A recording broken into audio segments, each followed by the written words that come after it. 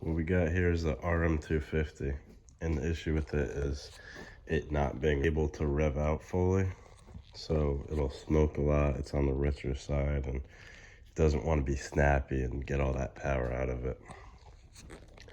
So the first two things I'm going to check is the carburetor, the jets, which I already did. I changed the pilot jet up a little bit, and the main jet, I think it's fine for now.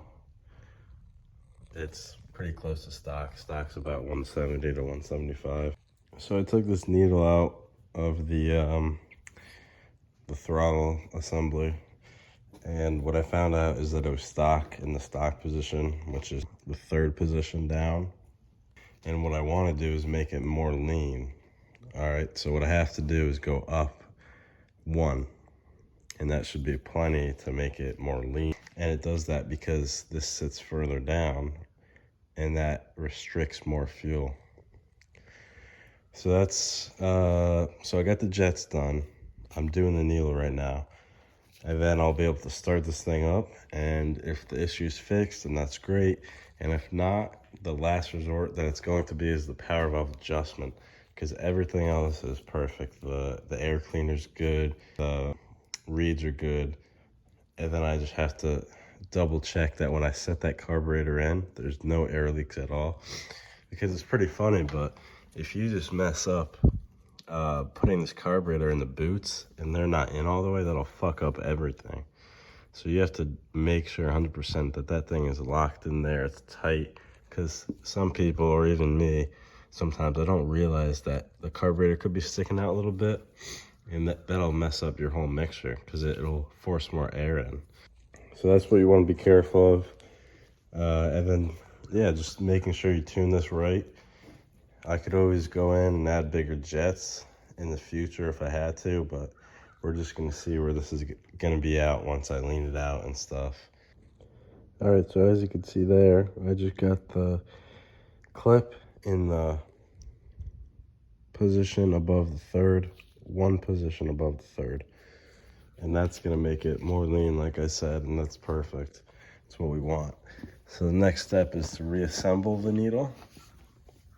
So when you give it throttle, it pulls this up, causing it to pull that whole slide and needle up. And this actually threads in there.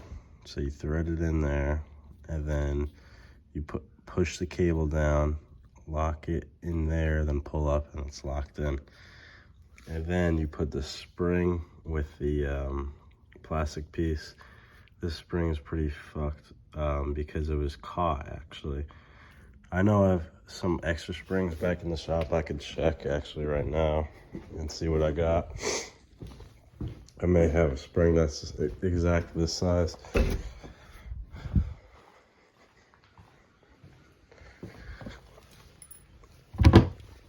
Alright, let's see.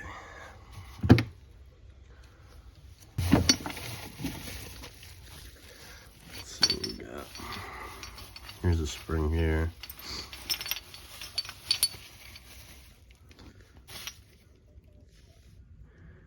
That's actually perfect, so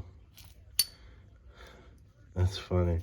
It's the exact same spring, so we're gonna use that and just put the old one back in here. I could always use that for something else if I had to. That's why it's good to keep extra parts, especially if you're doing budget builds like me, because these come in handy when you think they definitely wouldn't. Like oil drains, they fit for a lot of the same. These oil filters for Yamaha, they make them universal for every machine. So they're all this size pretty much, I'm pretty sure. At least for dirt bikes, that is. I get that extra KTM oil filter. I know like some of these could be trash, but like you'd be surprised what you run into. Some bikes don't even have fucking oil filters in them. I bought some like that, so that's fun. I got a bunch of levers. Just in case, like when I service someone's bike, they ask for one, I'll give it to them for no charge or whatever. And then as you can see, I got all those stickers right there. That's from all ordering parts and shit. So that just shows you how many things I've ordered. Gaskets up here and gaskets over there. So, yep, brakes back there, rings, got everything. All right, I just put this needle back in. As you can see, it's in the slide. Put a new spring in there. As you can see, there's a lot of tension on that. And pretty much how you want to do this is get some pliers here. You go all the way to the end of the spring, push up and grab as much cable as you can, and then you fish hook that into this mechanism that catches the cable, as you can see, and it locks in place. It's definitely such a pain in the ass to get this spring, the pliers under the spring, because of how much tension that's on this.